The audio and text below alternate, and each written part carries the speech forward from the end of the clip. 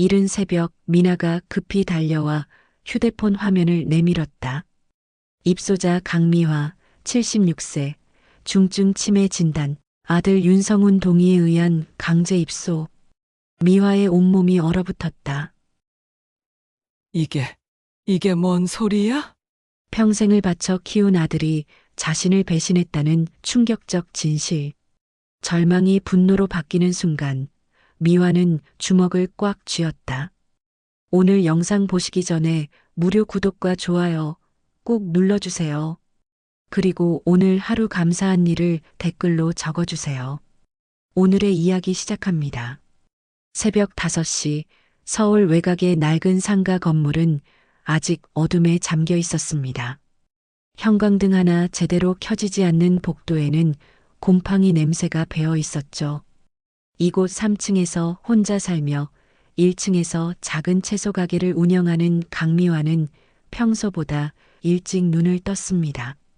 76세의 나이에도 불구하고 미화는 매일 새벽 6시면 어김없이 가게 문을 열었거든요. 하지만 오늘은 뭔가 달랐습니다. 가슴 한편이 답답하고 불길한 예감이 자꾸만 스며들었죠. 평생을 시장에서 채소 장사를 하며 악착같이 돈을 모아 2, 3층짜리 상가 건물을 손에 넣기까지 미화는 수많은 고난을 겪었습니다. 남편을 일찍 잃고 홀로 아들 성훈을 키우며 하루도 쉬지 않고 일했죠. 새벽 4시면 도매시장에 나가 채소를 사오고 밤늦게까지 장부를 정리하는 것이 일상이었습니다. 그렇게 40여 년을 버텨내며 모은 재산이 이 건물이었어요. 미화는 침대에서 일어나 창문을 열었습니다. 찬 새벽 공기가 폐 깊숙이 들어오면서 약간의 안정감을 가져다 줬지만 여전히 마음 한구석은 무거웠어요. 평생을 혼자 살아온 미화에게는 이런 육감 같은 것들이 꽤 정확했거든요. 위기를 감지하는 능력이 남달랐습니다. 어머, 왜 이렇게 일찍 일어났지? 미화는 시계를 확인하며 중얼거렸어요. 아직 5시가 조금 넘은 시간이었는데 평소 같으면 1시간은 더 잘 수 있는 시간이었거든요. 그런데 이상하게도 더 이상 잠이 오지 않았습니다. 마치 무언가가 자신을 깨우고 있는 것 같은 느낌이었죠. 최근 들어 아들 성훈과 며느리 수진의 행동이 이상했습니다. 예전에는 한 달에 한 번 정도 안부 전화를 하던 성훈이 요즘에는 일주일에 2~3번씩 전화를 했어요. 그것도 꼭 건강 상태를 묻더라고요. 어머니, 어디 아픈 데는 없으시죠? 깜빡하는 일은 없고요? 이런 식으로 말입니다. 며느리 수진도 마찬가지였습니다. 평소에는 시어머니에게 관심이 없던 수진이 갑자기 효부가 된 것처럼 자주 찾아왔어요. 그러면서 이상한 요구를 하더라고요. 어머니, 인감 좀 빌려주세요. 은행 업무 볼 일이 있어서요. 증명사진 찍으러 가실래요? 제가 모셔다 드릴게요. 미화는 그때마다 뭔가 이상하다는 생각을 했지만 아들 부부가 자신을 걱정해주는 마음으로 여겼습니다. 혹시나 해서 거절하면 수진이 서운해하는 표정을 지어서 어쩔 수 없이 응해주었어요. 그런데 지금 생각해보니 모든 것이 수상했습니다. 미화는 간단히 세수를 하고 평상복을 입었습니다. 어차피 잠도 안 오는데 일찍 나가서 채소들을 정리하는 게 낫겠다고 생각했거든요. 가게 일은 체력적으로 만만치 않았지만 미화에게는 살아가는 이유이자 보람이었습니다. 아들 성훈이 서울에서 은행원으로 일하며 가정을 꾸리고 있다는 것만으로도 충분히 뿌듯했어요. 그때였습니다. 누군가가 급하게 문을 두드리는 소리가 들렸어요. 이른 새벽에 누가 올 리 없는데 하며 미화는 조심스럽게 문 쪽으로 다가갔습니다. 인터폰 화면을 통해 확인하니 1층에서 작은 꽃집을 운영하는 정민아였어요. 미나는 28살의 젊은 여성으로 미화를 친할머니처럼 따르는 사람이었습니다. 할머니, 할머니. 미나의 목소리는 다급했습니다. 평소의 차분한 모습과는 전혀 달랐죠. 빨리 피하세요. 지금 당장 피해야 해요. 미화는 황급히 문을 열었습니다. 미나의 얼굴은 창백했고 손에는 휴대폰을 꽉 쥐고 있었어요. 숨을 헐떡이는 모습을 보니 뛰어온 것 같았습니다. 평소 차분하고 조용한 성격의 미나가 이런 모습을 보이는 것은 처음이었죠. 미나야, 무슨 일이야? 이른 새벽에 왜 이래? 미화가 물었지만 미나는 대답 대신 휴대폰 화면을 미화 앞에 들이밀었습니다. 손이 덜덜 떨리고 있었어요. 미화는 화면을 보는 순간 온몸이 얼어붙었습니다. 그곳에는 믿을 수 없는 글자들이 적혀 있었거든요. 입소자 강미화, 76세, 중증 치매 진단, 아들 윤성훈 동의에 의한 강제 입소. 오늘 오전 9시 차량 픽업 예정. 이게 뭔 소리야? 미화의 목소리는 떨렸습니다. 손도 덜덜 떨렸어요. 치매라니, 강제 입소라니, 그것도 아들의 동의로? 자신은 멀쩡한데 말입니다. 미나가 급히 설명했습니다. 할머니, 제가 새벽에 일찍 나왔다가 우연히 들었어요. 요양원 직원들이 할머니 얘기하는 걸 들었거든요. 오늘 아침 9시에 모시러 온다고 하더라고요. 그래서 급히 달려왔어요. 미화는 주저앉을 뻔했습니다. 아들 성훈이 자신을 요양원에 보내려 한다는 것도 충격이었지만 치매 진단이라는 말이 더욱 황당했어요. 자신은 기억력도 나쁘지 않았고 일상생활에 전혀 문제가 없었거든요. 매일 가게를 운영하고 손님들과 대화하며 정상까지 정확히 해내고 있었는데 치매라니요. 그럴 리가 없어. 성훈이가 엄마한테 그럴 리가. 미화는 중얼거렸지만 말끝이 흐려졌습니다. 최근 며칠 동안 아들과 며느리의 이상한 행동들이 파노라마처럼 떠올랐거든요. 인감을 빌려간 일, 억지로 증명사진을 찍게 만든 일, 자꾸만 건강 상태를 묻던 일들이 모두 연결되기 시작했습니다. 미화는 미나의 부축을 받으며 겨우 소파에 앉았습니다. 머릿속이 하얗게 변했다가 다시 온갖 생각들이 쏟아져 들어왔어요. 아들이 자신을 배신했다는 사실이 믿어지지 않았지만 동시에 모든 퍼즐 조각들이 맞아떨어지기 시작했습니다. 그래, 그때부터였구나. 미화는 떨리는 목소리로 중얼거렸습니다. 한 달 전 며느리 수진이 찾아왔던 그날이 떠올랐어요. 평소와 달리 유난히 다정하게 굴더니 이런 말을 했었죠. 어머니, 요즘 깜빡깜빡 하시는 것 같아요. 어제도 가습을 끄는 걸 깜빡하셨다면서요? 수진의 목소리에는 가짜 걱정이 묻어 있었습니다. 혹시 모르니까 병원에서 한번 검사받아 보시는 게 어떨까요? 미화는 그때 화가 났었어요. 자신은 가스불을 깜빡한 적이 없었거든요. 오히려 밤에 잠들기 전 두세 번씩 확인하는 성격이었는데 말입니다. 무슨 소리야? 내가 언제 가스불을 깜빡했다고 그래? 하고 따졌더니 수지는 금세 표정을 바꿔서 제가 잘못 들었나 봐요. 죄송해요.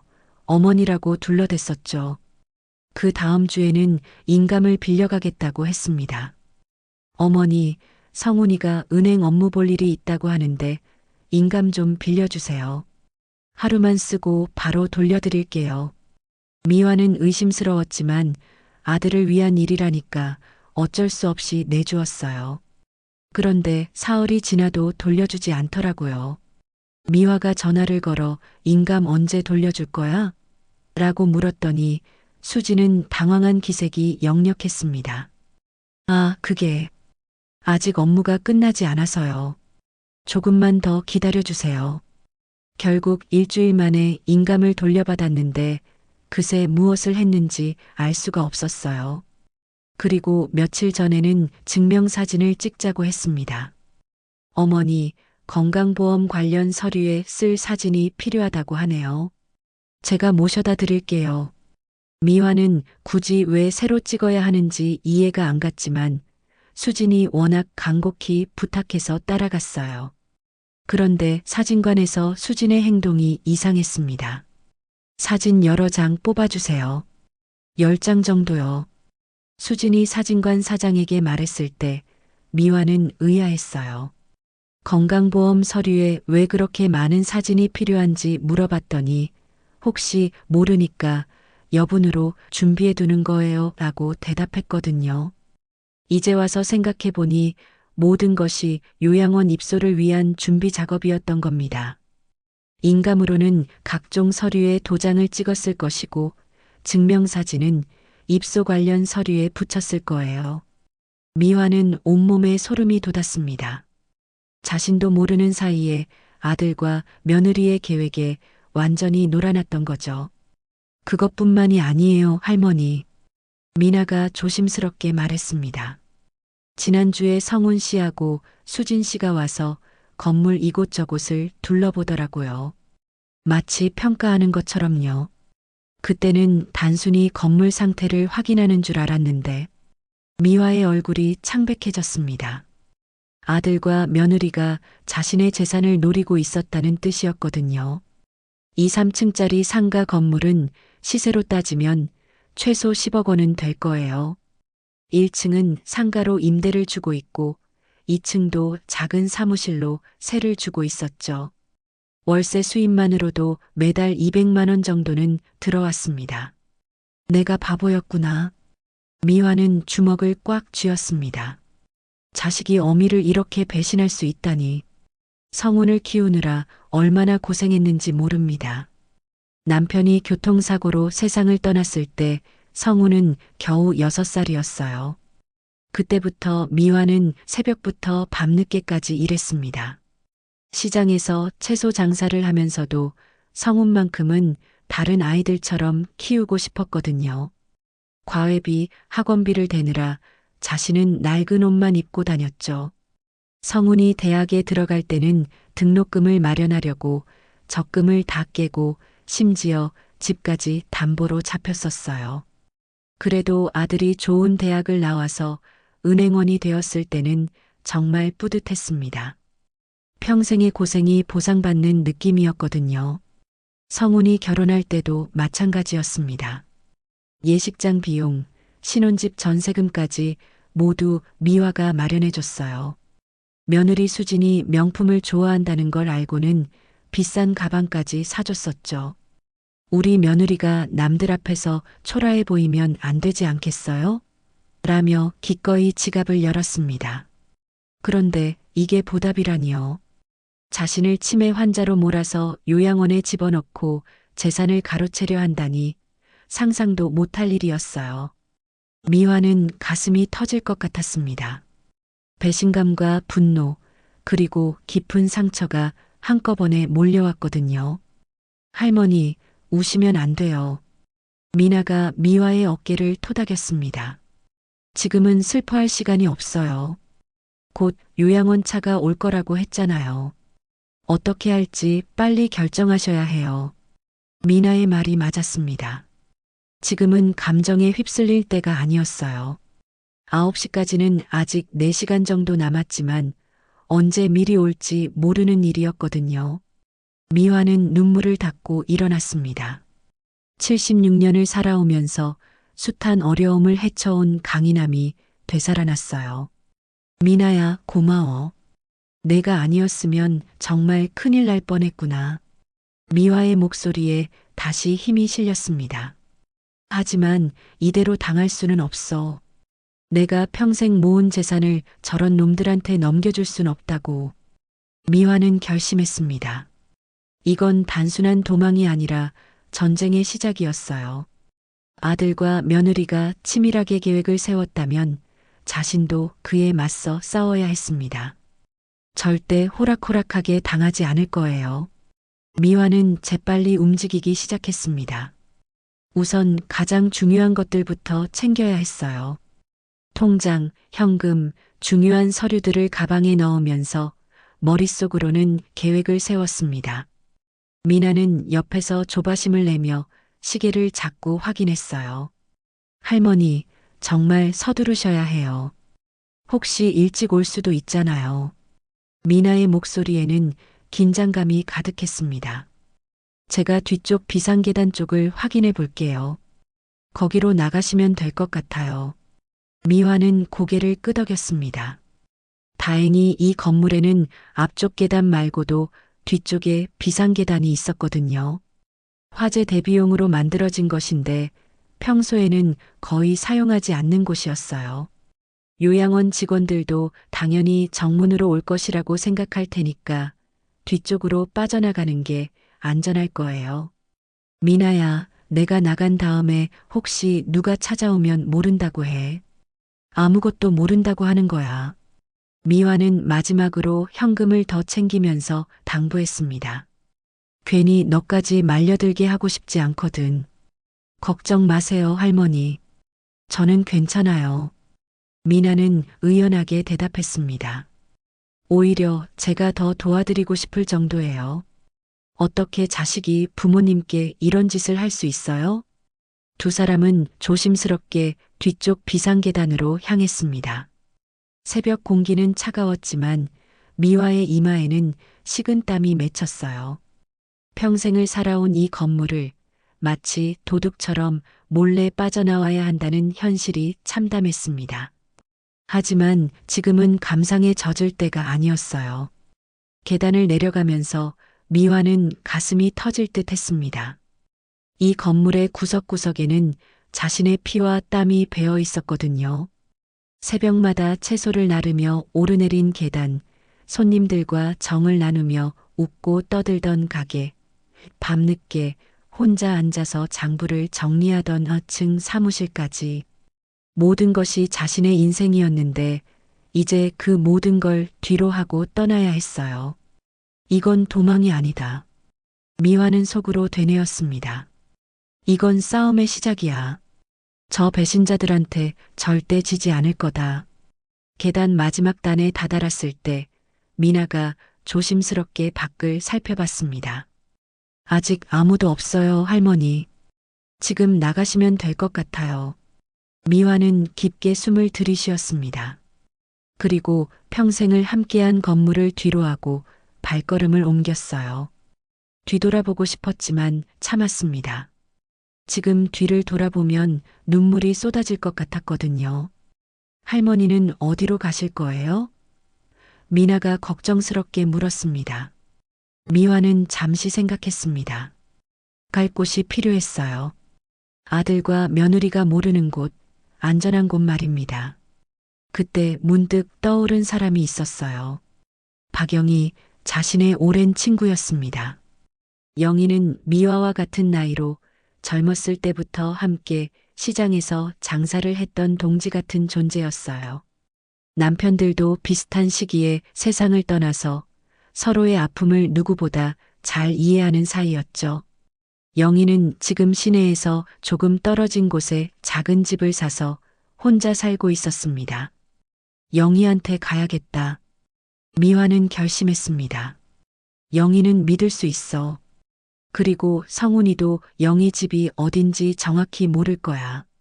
미화는 미나에게 영희의 주소를 알려주며 택시를 잡아달라고 부탁했습니다.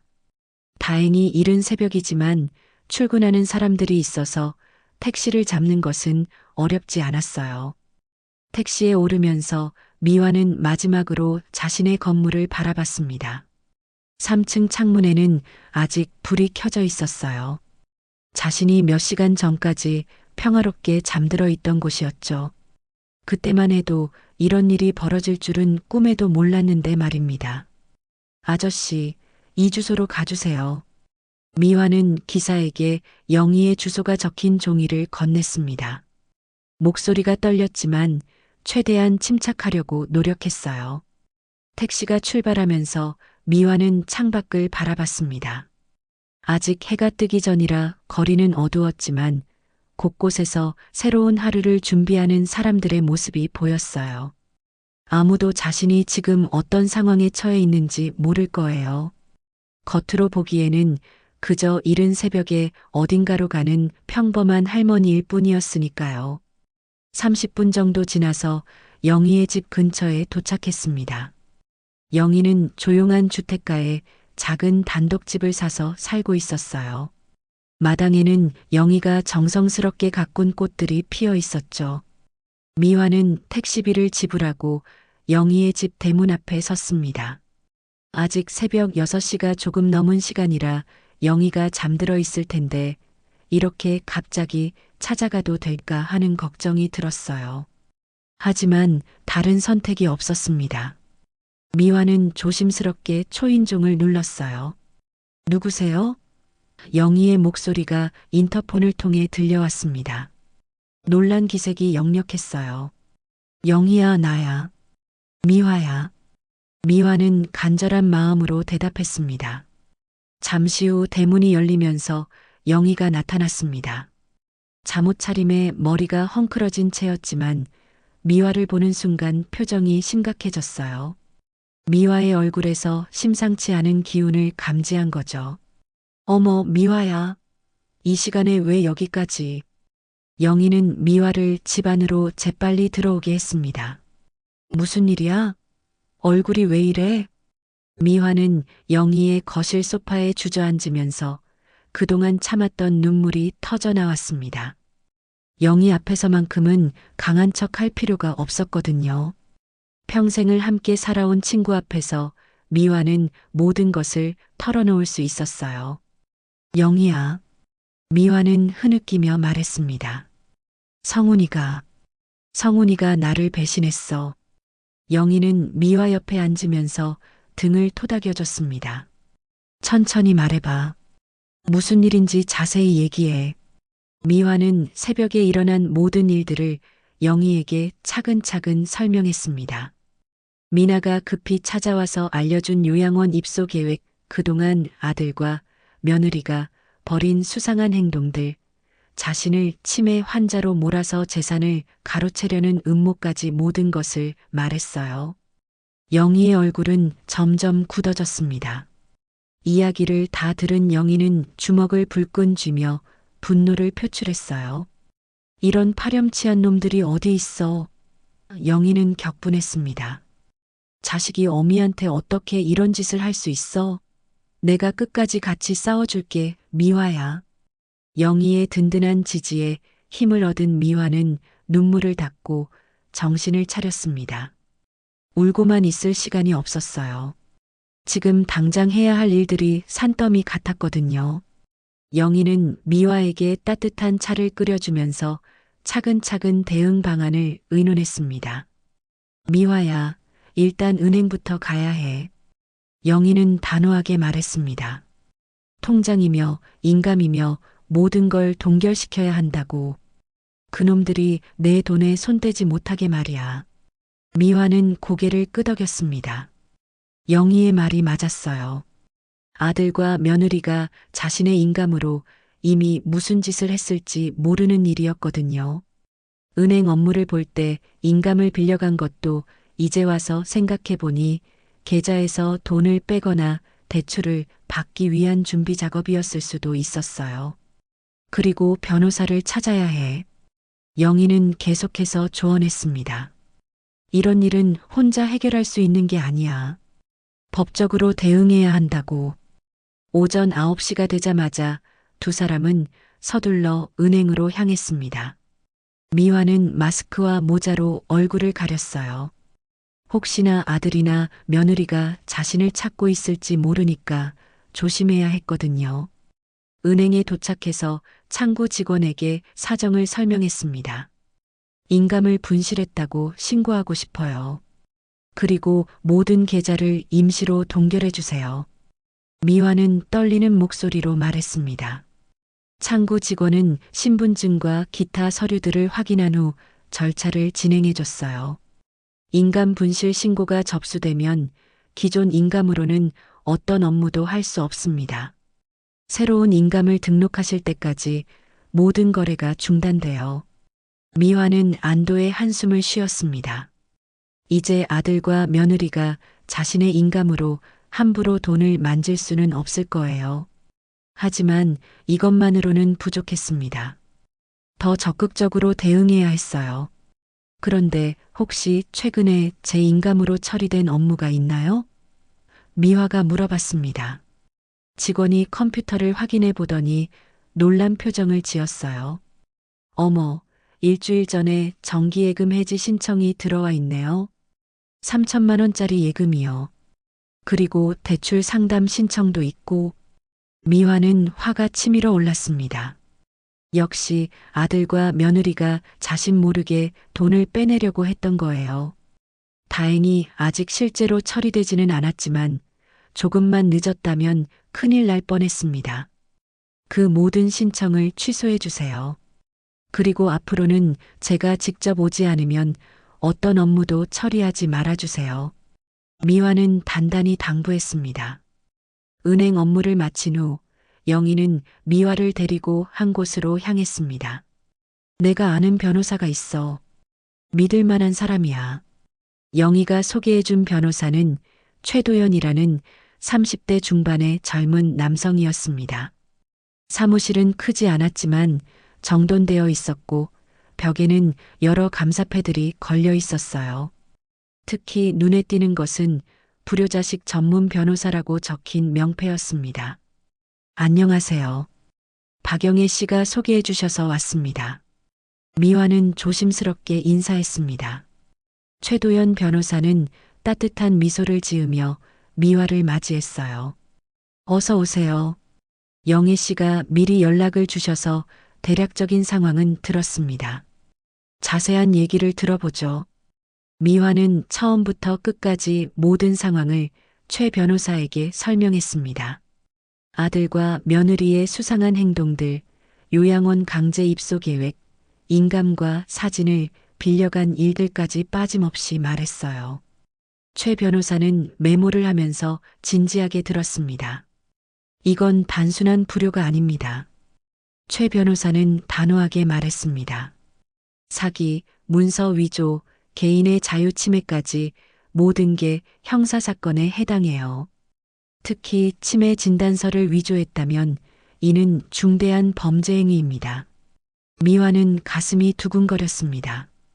자신이 당한 일이 정말로 범죄였다는 것을 전문가로부터 확인받으니 억울함과 동시에 희망이 생겼어요.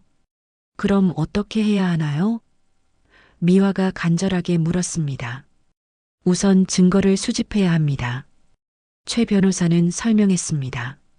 치매 진단서가 어떻게 나왔는지, 요양원과는 어떤 계약을 했는지, 인감으로 어떤 서류를 처리했는지 모든 것을 조사해야 해요. 최 변호사는 계속해서 구체적인 방안을 제시했습니다. 그리고 부동산 등기부등본도 확인해야 합니다. 혹시 건물 소유권에 변동이 있었는지 봐야 해요. 또한 보험 가입 내역도 조사해야 합니다. 보험이요? 미화가 의아해했습니다. 네. 이런 경우 대부분 피해자 명의로 거액의 생명보험을 가입해 놓거든요. 수익자를 가해자로 해서 말입니다. 최 변호사의 설명에 미화는 소름이 돋았어요. 영희가 분노에 찬 목소리로 말했습니다. 정말 악질들이구나. 어떻게 자식이 어미한테 이런 짓을 할 수 있어? 최 변호사는 미화를 안심시켰습니다. 걱정하지 마세요. 이런 사건들을 많이 다뤄봤거든요. 요즘 늘어나고 있는 범죄 유형이에요. 하지만 제대로 대응하면 반드시 이길 수 있습니다. 정말요? 미화의 목소리에 희망이 실렸습니다. 네. 다만 시간이 좀 걸릴 수 있어요. 그리고 가족 관계는 돌이킬 수 없이 끝나게 될 수도 있습니다. 최 변호사는 현실적인 조언을 했습니다. 미화는 잠시 생각했습니다. 아들과의 관계가 끝난다는 것은 슬픈 일이었어요. 하지만 이미 아들이 먼저 자신을 배신했잖아요. 더 이상 물러설 곳은 없었습니다. 상관없어요. 미화는 단호하게 말했습니다. 이미 그놈은 내 아들이 아니에요. 끝까지 싸울 거예요. 최 변호사는 고개를 끄덕이며 말했습니다. 그럼 지금부터 본격적으로 반격을 시작해보죠. 우선 이런 서류들에 서명해 주세요. 제가 각종 정보를 조회할 수 있도록 위임장을 써주시면 됩니다. 미화는 떨리는 손으로 서류에 서명했습니다. 생전 처음 변호사 사무실에 와서 법적 절차를 밟는 것이었지만 이상하게 마음이 든든했어요. 드디어 제대로 된 반격을 시작할 수 있을 것 같았거든요. 어머니, 이제 안심하셔도 돼요. 최 변호사가 미화를 위로했습니다. 제가 반드시 도와드릴게요. 그 아들 부부가 어떤 짓을 했는지 낱낱이 밝혀낼 거예요. 미화는 처음으로 안도의 눈물을 흘렸습니다.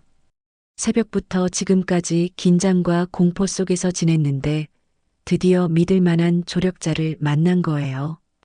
이제 혼자가 아니었습니다.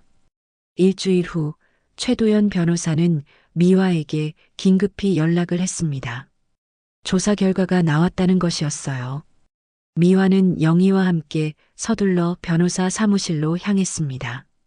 최 변호사의 표정이 심각해서 불길한 예감이 들었거든요. 어머니, 앉으세요. 최 변호사는 두꺼운 서류 뭉치를 책상 위에 올려놓았습니다. 조사 결과가 나왔는데 상황이 생각보다 훨씬 심각합니다. 미화는 가슴이 두근거렸습니다. 아들과 며느리가 도대체 무슨 짓을 한 것인지 알고 싶으면서도 한편으로는 무서웠어요. 진실을 알게 되면 더 큰 상처를 받을 것 같았거든요. 우선 성훈 씨의 재정 상태부터 말씀드리겠습니다. 최 변호사는 서류를 펼치며 설명했습니다. 주식 투자 실패로 진 빚이 4억 원에 달합니다. 그것도 대부분 사채업체에서 빌린 돈이에요. 4억 원? 미화는 믿을 수 없다는 표정을 지었습니다. 그 많은 돈을 어디에 썼다는 거야? 주식 투자라고 하지만 사실상 도박에 가까웠던 것 같습니다. 작년 한 해 동안 계속해서 손실을 보면서도 계속 투자했어요. 잃은 돈을 되찾으려고 더 큰 돈을 걸다가 결국 파산 지경에 이른 거죠. 영희가 분노에 찬 목소리로 말했습니다. 그럼 그 빚 때문에 미화를 이용하려고 한 거구나. 맞습니다. 하지만 그게 전부가 아니에요. 최 변호사는 다른 서류를 꺼냈습니다. 며느리 수진 씨의 신용카드 사용 내역도 조사했는데 명품 구매로 날린 돈이 수천만 원에 달합니다. 미화는 머리가 어찔했습니다. 며느리가 명품을 좋아한다는 건 알았지만 이 정도일 줄은 몰랐어요. 수천만 원이면 보통 사람이 몇 년 동안 벌어야 할 돈이었거든요. 어머니께서 결혼할 때 사준 가방도 팔아버렸더라고요. 그리고 그 돈으로 더 비싼 가방을 샀습니다. 최 변호사의 말에 미화는 가슴이 찢어질 것 같았어요. 며느리가 남들 앞에서 초라해 보이지 않게 하려고 비싼 가방을 사줬는데 그것조차 팔아치웠다니요. 하지만 진짜 충격적인 건 따로 있습니다. 최 변호사는 또 다른 서류를 꺼냈습니다.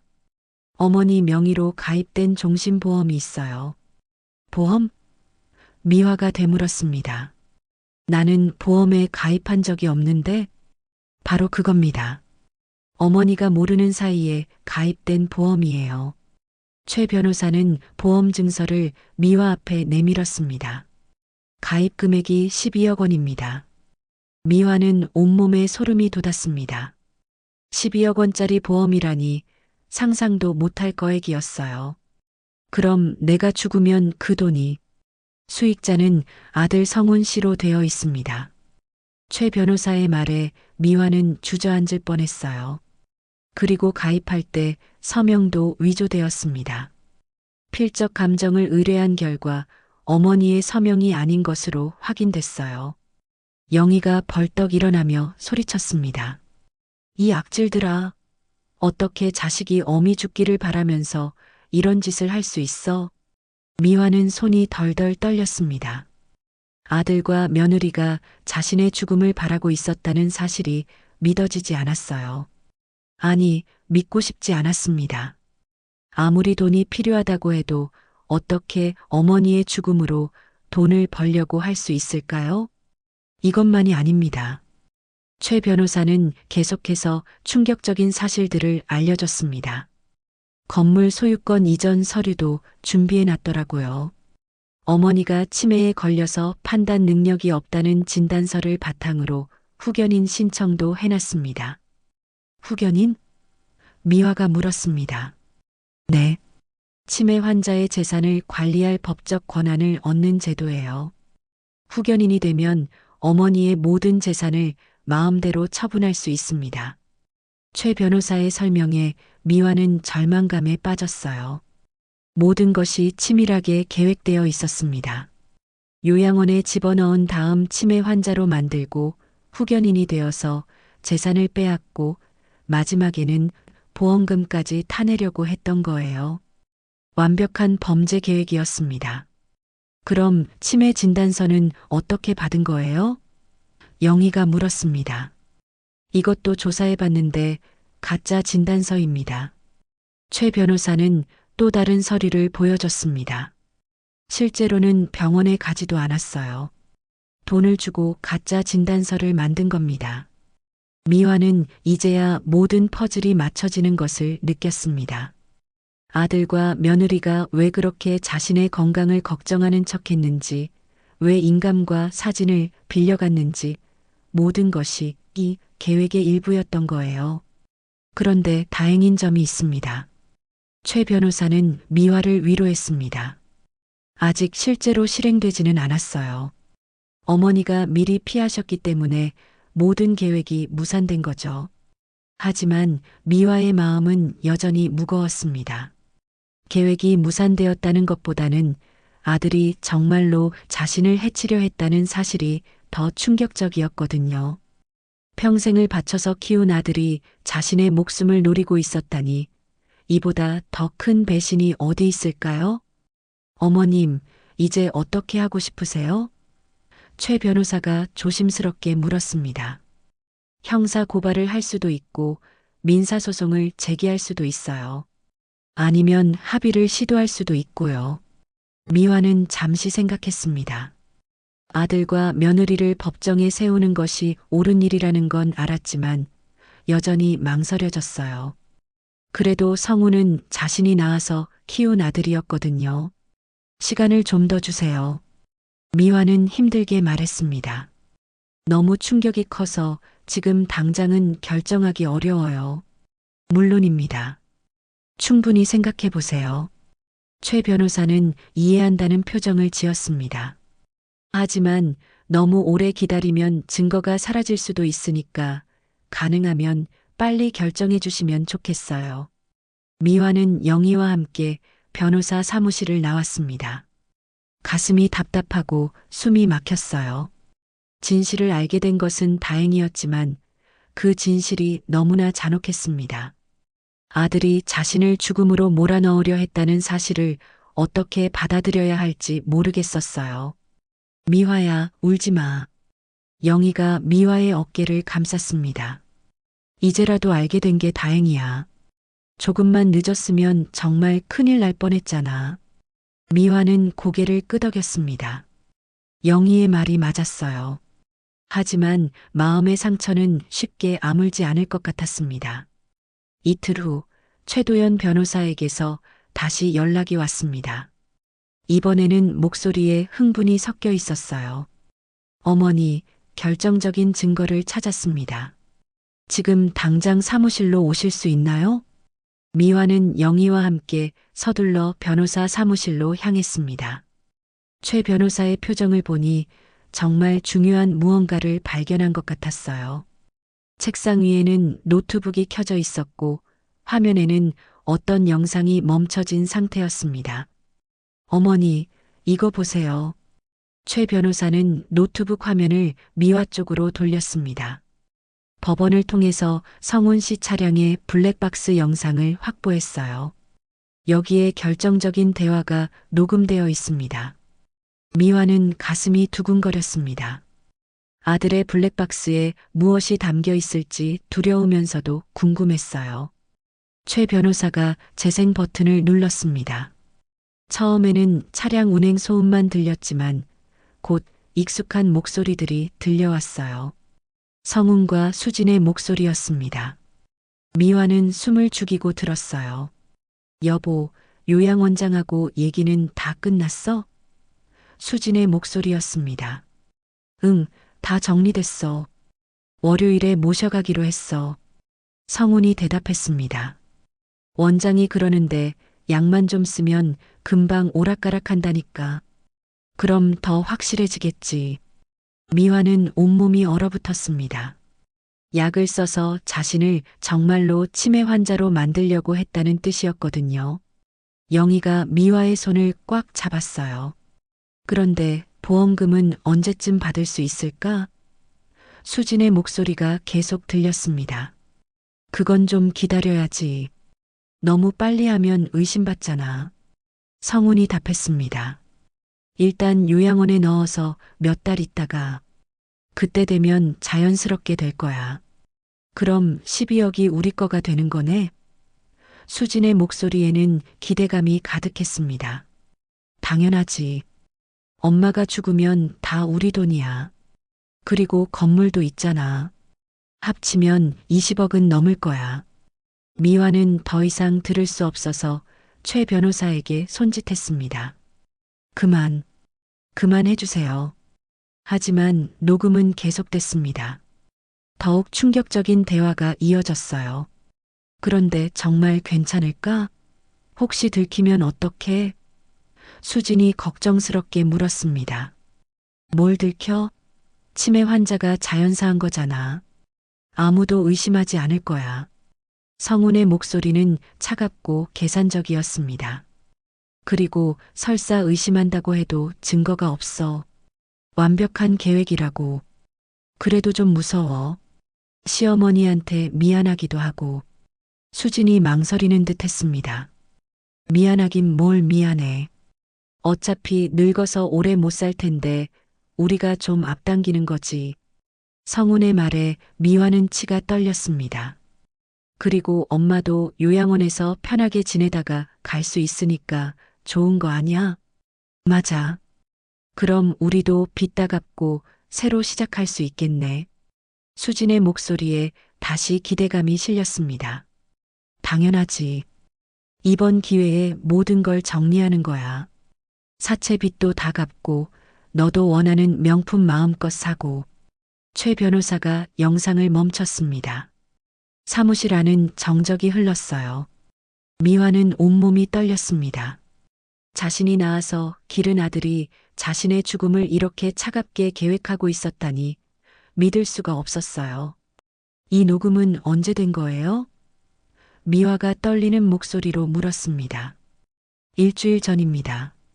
어머니를 요양원에 보내기 바로 전날이에요. 최 변호사가 답했습니다. 이 녹음만으로도 살인 예비 음모, 보험 사기, 재산 절취 등 여러 가지 죄목으로 기소할 수 있어요. 영희가 분노에 차서 소리쳤습니다. 이런 짐승 같은 놈들, 어떻게 이런 말을 할 수 있어? 미화야, 이제 더 이상 망설이지 마. 저런 놈들한테 정은 필요 없어. 미화는 눈물을 흘렸습니다. 하지만 이번에는 슬픔의 눈물이 아니라 분노의 눈물이었어요. 사랑이라고 믿었던 아들의 목소리가 칼처럼 가슴을 찔렀습니다.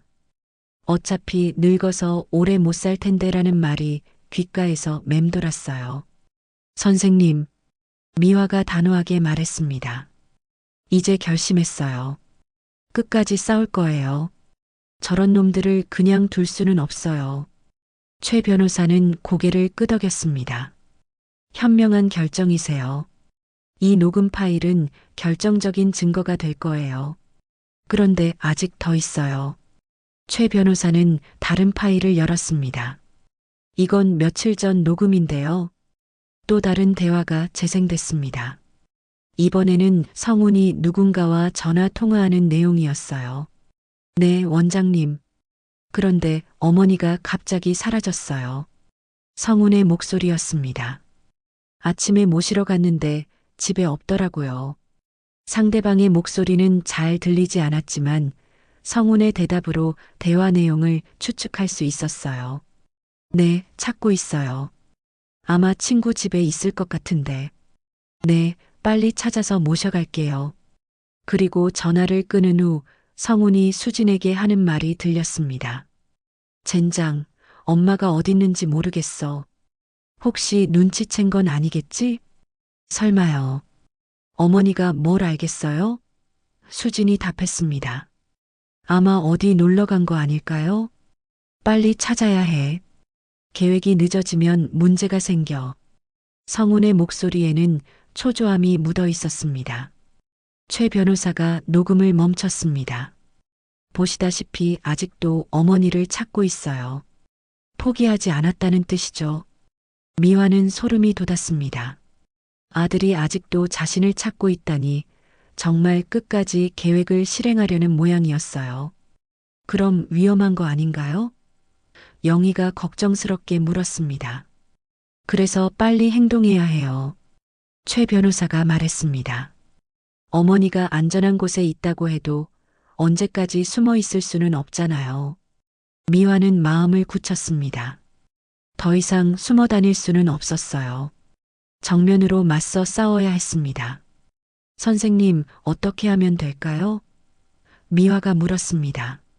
최 변호사는 미소를 지었습니다. 좋은 계획이 있어요. 이번에는 우리가 함정을 파는 거예요. 최도연 변호사는 책상에 펼쳐진 계획서를 가리키며 설명했습니다. 이렇게 하는 거예요. 어머니가 용서하겠다는 명목으로 성훈 씨 부부를 이곳으로 불러내는 겁니다. 미화는 의아한 표정을 지었어요. 용서한다고요? 그럼 진짜로 용서하는 줄 알고 올까요? 올 거예요. 최 변호사는 확신에 찬 목소리로 말했습니다. 탐욕에 눈이 멀은 사람들은 자신들이 원하는 말만 듣거든요. 어머니가 항복했다고 생각하면 방심하게 될 거예요. 영희가 걱정스럽게 물었습니다. 그런데 위험하지 않을까? 만약 그놈들이 미화한테 해코지라도 하면 어떡해? 그래서 여기서 만나는 거예요. 최 변호사는 사무실을 둘러보며 말했습니다. 변호사 사무실이니까 함부로 못해요. 그리고 모든 대화는 녹음될 거고 필요하면 경찰도 바로 부를 수 있어요. 미화는 잠시 생각했습니다. 아들과 며느리를 다시 만난다는 것이 두려웠어요. 하지만 이대로 숨어만 있을 수는 없었습니다. 언젠가는 정면으로 맞서야 했거든요. 좋아요. 해보죠. 미화는 결심했습니다. 하지만 정말 안전한 거죠? 물론입니다.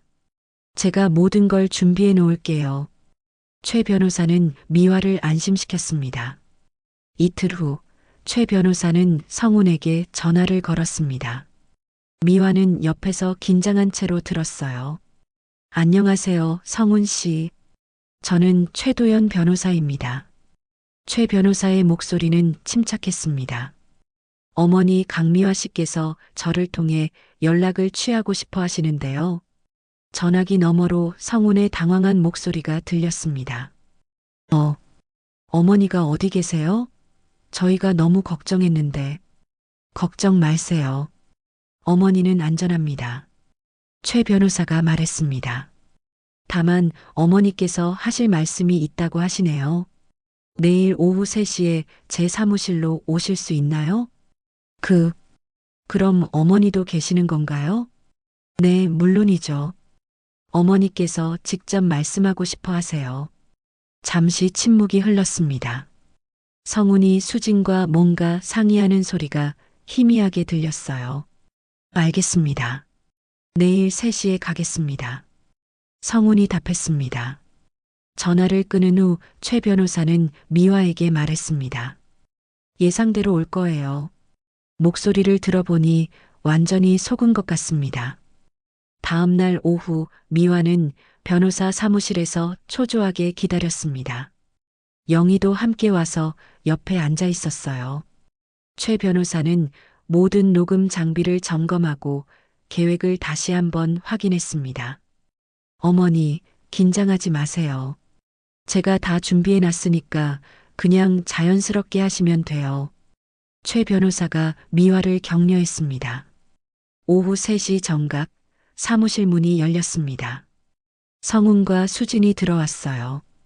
미화는 일주일 만에 아들을 다시 보게 되었습니다. 성훈의 얼굴에는 억지로 지은 미소가 떠 있었고 수지는 어색하게 인사했어요. 어머니, 성훈이 다가오며 말했습니다. 그동안 어디 계셨어요? 얼마나 걱정했는지 몰라요. 미화는 아들을 바라봤습니다. 겉으로는 걱정하는 척하고 있지만 이제는 그가면 뒤에 숨은 진짜 속내를 알고 있었어요. 블랙박스에서 들었던 차가운 목소리가 떠올랐습니다. 앉으세요. 미화는 차분하게 말했습니다. 할 얘기가 있어요. 성훈과 수진이 마주편에 앉았습니다. 두 사람의 표정에는 기대감이 서려 있었어요. 어머니가 항복하고 모든 걸 포기할 거라고 생각하는 것 같았습니다. 성훈아, 미화가 입을 열었습니다. 엄마가 너희들 계획을 다 알고 있다. 성훈과 수진의 얼굴색이 변했습니다. 무슨 계획 말씀이세요? 요양원에 보내려던 것, 치매 환자로 만들려던 것, 12억짜리 보험까지 모든 걸 알고 있어. 미화의 목소리는 단단했습니다. 수진이 당황하며 변명했습니다. 어머니, 그게 아니에요. 저희가 어머니 건강을 걱정해서 미화가 비웃었습니다. 그럼 이것도 건강을 걱정해서 한 거야? 최 변호사가 노트북을 켜고 블랙박스 녹음을 재생했습니다. 성훈과 수진의 대화가 사무실에 울려 퍼졌어요. 약만 좀 쓰면 금방 오락가락한다니까. 엄마가 죽으면 다 우리 돈이야. 어차피 늙어서 오래 못 살 텐데 우리가 좀 앞당기는 거지. 녹음이 흘러나오는 동안 성훈과 수진의 얼굴은 점점 창백해졌습니다. 수진은 손으로 입을 막았고 성훈은 식은땀을 흘렸어요. 이건 어떻게? 성훈이 떨리는 목소리로 말했습니다. 어떻게 얻었냐고? 미화가 차갑게 말했습니다. 내 차 블랙박스에서 나온 거야. 법원 영장으로 확보한 증거야. 최 변호사가 개입했습니다. 이제 변명은 그만하시고 현실을 받아들이세요. 이 녹음만으로도 살인 예비 음모, 보험 사기, 문서 위조 등 여러 죄목으로 기소할 수 있어요. 성훈이 허둥대며 말했습니다. 잠깐요. 저희가 정말로 그런 생각을 한 건 아니에요. 그냥 순간적으로 미화가 웃었습니다. 치밀하게 계획해놓고 순간적이라고 수진이 울먹이며 말했습니다. 어머니, 죄송해요. 저희가 잘못했어요. 용서해주세요. 용서? 미화는 아들과 며느리를 번갈아 보며 말했습니다. 내가 죽기를 바라던 놈들을 어떻게 용서해? 최 변호사가 서류를 꺼냈습니다. 지금 두 가지 선택이 있어요. 첫 번째는 상속 포기, 접근 금지, 친생자 관계 단절 서류에 서명하는 것입니다. 그럼 어머니와 법적으로 완전히 남이 되는 거예요. 성훈이 놀라며 물었습니다. 그럼 두 번째는 뭔가요? 형사 고발에서 실형 5년에서 10년 사이를 받는 거죠. 최 변호사는 냉정하게 말했습니다.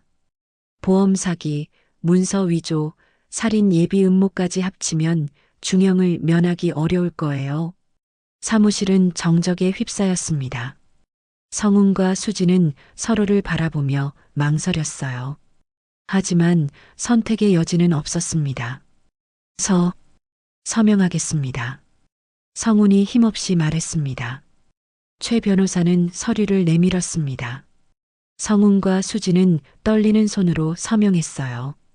법적으로 미화와 아들은 완전히 남이 되었습니다. 서류에 서명을 마친 성훈과 수진은 고개를 숙인 채 사무실을 나갔습니다. 미화는 그들의 뒷모습을 바라보며 복잡한 감정에 휩싸였어요. 마지막까지도 진심 어린 사과는 없었습니다. 오직 자신들의 처벌이 두려워서 서명한 것뿐이었죠. 이제 끝났습니다. 최도연 변호사가 서류를 정리하며 말했습니다. 법적으로 완전히 남이 되었으니까 더 이상 어머니를 괴롭힐 수 없어요. 미화는 깊은 한숨을 쉬었습니다. 싸움은 끝났지만 마음이 가벼워지지는 않았어요. 40여 년 동안 모든 것을 바쳐서 키운 아들과 이렇게 헤어지게 될 줄은 몰랐거든요. 할 일이 하나 더 남았어요. 영희가 미화의 어깨를 토닥이며 말했습니다. 이제 새로운 시작을 해야죠. 한 달 후, 미화는 정민아와 함께 작은 카페를 열었습니다. 미화의 상가 건물 1층에 자리 잡은 이 카페는 다시 꽃이라는 이름을 가지고 있었어요. 미나가 지은 이름이었습니다. 할머니께서 다시 꽃처럼 피어나셨으면 하는 마음이라고 설명했죠. 미나는 미화에게 정식으로 동업을 제안했습니다. 할머니, 저희 같이 해요. 제가 꽃 쪽은 맡고 할머니께서는 카페 운영을 해주세요. 미화는 기꺼이 받아들였어요. 미나는 그간 자신을 도와준 고마운 사람이었고 무엇보다 진심으로 자신을 걱정해주는 사람이었거든요. 가족보다 더 가족 같은 존재였습니다. 카페는 생각보다 빨리 동네 사람들에게 사랑받게 되었어요. 미화가 직접 만든 전통차와 간단한 디저트, 그리고 미나가 가꾼 예쁜 꽃들이 어우러져서 따뜻한 분위기를 만들어냈습니다. 특히 나이 든 어르신들이 자주 찾아와서 차를 마시며 담소를 나누는 공간이 되었죠. 미화 씨, 여기 차 정말 맛있어요. 단골 손님 중 한 분이 말했습니다. 어떻게 이런 맛을 낼 수 있어요? 비법이 있어요. 미화는 웃으며 답했습니다. 정성과 사랑을 넣어서 우리거든요. 한편 미화는 최도연 변호사에게 특별한 제안을 했습니다. 해든 재단 설립을 위한 자금을 지원하겠다는 것이었어요. 불효와 학대 피해를 당하는 어르신들을 돕고 싶어요. 미화가 말했습니다. 제가 겪은 일을 다른 분들은 겪지 않았으면 좋겠거든요. 최 변호사는 감동했습니다. 정말 훌륭한 결정이세요. 해든 재단으로 많은 어르신들을 도울 수 있을 거예요. 미화는 자신의 예금 중 일부를 재단 설립 자금으로 내놓았습니다. 그 돈으로 법적 지원, 상담 서비스, 긴급 피난처 제공 등 다양한 프로그램을 운영할 수 있게 되었어요. 몇 달 후 미화는 큰 결심을 했습니다. 강원도 바닷가 마을에 작은 집을 사서 새로운 보금자리를 마련한 것이었어요.